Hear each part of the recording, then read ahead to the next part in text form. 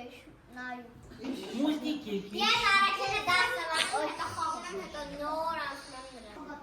Այլ դրա մասին եմ ուզում ձեզ համար կարդալ, թե ինչպես մի տղայի ինչ պատահեց, երբ նա ձեռքերը չլված ու կեղտոց։ Դի լսել բոլորս,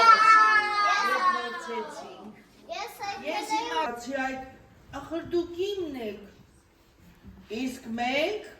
ասում են մատները, հոգնել ենք քեզանից և այն խրատներից, որ ամեն օր քեզ ասում են, մատներդ հանիր բերանիցը, եղունգներդ մի կրծիր, բայց դու չես լսում և շարունակ մեզ դնում ես խոհատամների տակ,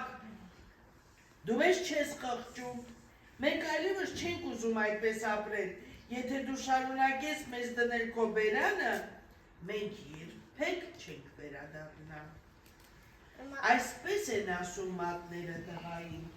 տղան նայում է ձեռքին, առանց մատների շատ տգեղ է ու վախենալու, այլ կպահեմ մաքուր ու խնամված։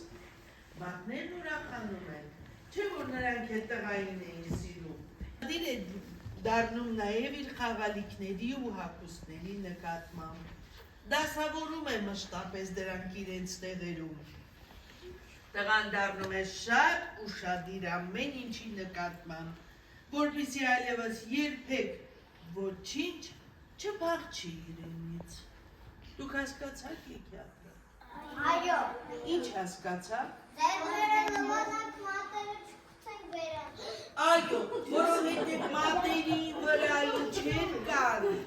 Միկրոբներ։ Եվ այդ միկրոբները ինչ կարող են անել։ Խորը ուտել։ Իսկ կա բալիկներ, որ մատիկները դնում են բերանը։ Չկա։ Կա բալիկներ, որ եղունգները կրծոտում են։